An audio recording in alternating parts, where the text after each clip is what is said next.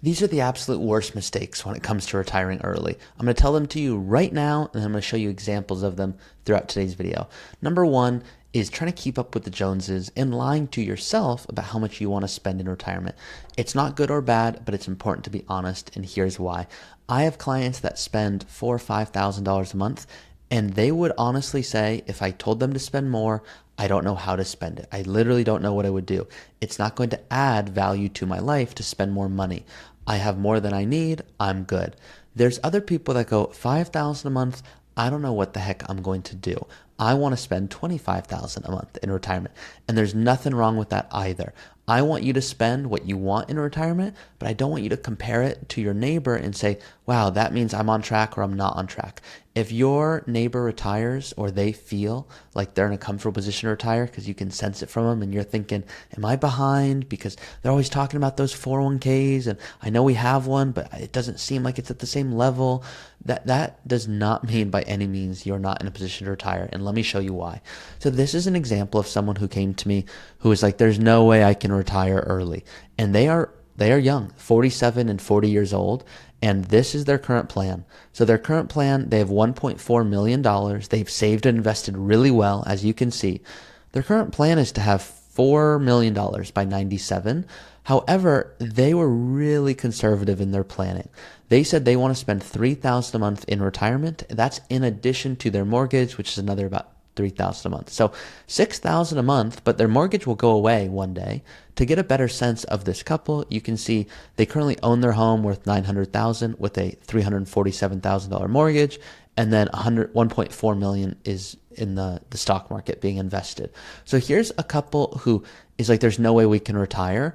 And I said, how much, guys, would you love to spend in retirement when you have no mortgage? And they're like, to be honest, if we could just keep our standard of living, we already travel plenty, we would be happy, but it's healthcare that we're worried about. I'd say, great, let's talk about that. So they had an estimate for healthcare of $6,300 a year for each of them. So about $13,000 a year.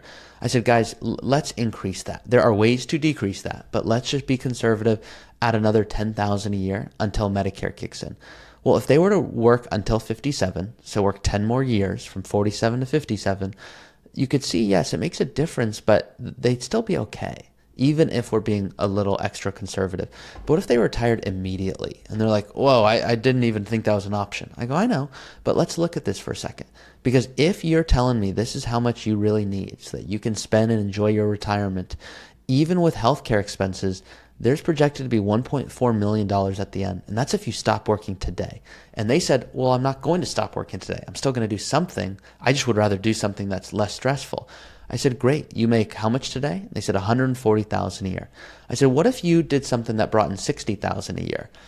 What would that change with your life? And they go, oh my gosh, I could prioritize family more and health, and there's so many activities I want to do. I said, well, the reality is if you were to stop working, and you're only spending this amount of money, $3,000 a month in addition to your mortgage, which will go away one day, because you're not spending a lot and your part-time work is helping to bridge the gap for the first 5 years of retirement to cover healthcare, you're still going to be in a really comfortable position, arguably too comfortable. And they were like, well, we don't want to die with $4 million. So we started looking into it, and even if they spent another $10,000 a year on travel, yes, the plan will show fewer dollars, but they're still in a really comfortable position. Yes, 3.6 million fewer dollars, but the ultimate goal is for some people is not to die with the most money. They would rather go, wow, there's $500,000 left over. I got to stop working in my 40s. I just didn't know that was an option. Now, maybe part-time work, they might go, wow, I really couldn't find a role for $60,000. What if it was $100,000? Okay, well, maybe you get one day of your week back. Maybe that's worth it to you. So you can go run your own scenarios, but the absolute worst mistake is trying to match your retirement to your neighbors or your friends. So please don't do that. Build your own plan. Use software like this as a gut check. That's number one. Number two is please think about purpose and think about it in a really meaningful way. And here's why I say that. I had a couple that reached out. They retired early. They were really excited. They were going to travel. That was their thing. And they loved it. for 6 weeks, not forever. They were banking their whole retirement on travel. So now you have one spouse going, I still want to travel. Our child's in college. We can visit them when they have breaks. And you have another spouse who's going, I actually miss my coworkers. I thought I was going to want to travel all around the world with you, but it turns out that's just too much time. And they were very honest and they were laughing about it in our meeting, but it's the truth. And certain people, they're like, hey, I thought this is what I wanted, but turns out I was wrong. Well, if you put all your eggs into, we're going to be travelers, we know it guaranteed, and you really feel in your core that's who you are and what you want to do, then beautiful. This is a moot point for you. But if you're the person that goes, look, I think I want to volunteer. I think I want to travel. I think I'm going to feel fulfilled, but I don't really know. Well, can you start to practice retirement before you get there? Can you go volunteer on the weekends? Try different places. See what you actually enjoy doing.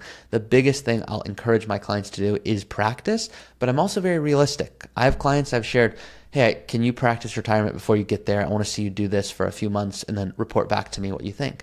And they'll say, hey, Ari, you just don't get it. I'm like, that's correct, but I need feedback. So what don't I get? And they said, well, you don't get, I'm so busy working. I don't have time to practice retirement. So what you're saying sounds good, but I really don't have the ability to do it. I don't have the bandwidth. I said, okay, well, what can we do? And they said, well, I'll start to try to take more trips. I have a lot of PTO. We said, great, let's use that as your practice time.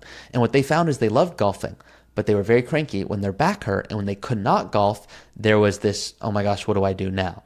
So I want to make sure you've at least thought through it, but you don't need to have it perfect. And then the third absolute mistake that I'm begging you to please not make, maybe I should have started with this one, is don't be what's called qualified rich and cash poor. So there's a phrase, house rich, cash poor. That's my parents. My parents have saved and invested well, but majority of their wealth is in their home that they don't want to sell because it's a beautiful home they don't want to leave. So yes, they have a high net worth, but in terms of liquid assets, it's not where they'd like it to be. They were burned by a few advisors, which is why I became an advisor eventually, and they are working in their 70s. Luckily, they like what they do, but if it was up to them, they would not be working to the same degree. So they're house rich, cash poor. I'm talking about qualified rich, cash poor. Check this out. Here's a couple. They want to retire at 47, hypothetically. And originally, if you recall, they wanted to retire at 57. But we showed them if they work part-time, there's options where they could retire earlier. They are in a good position because of this right here. This is their superhero, their brokerage account. If they did not have this, a retirement would be very difficult because, yes, they'd have $1.1 million if this 500K was in their 401K, but they'd have to pay so much in taxes and penalties that they might not actually walk away with enough to sustain a income that is going to require healthcare, college, and their own personal expenses. So because of this, this superhero account provides a lot of flexibility.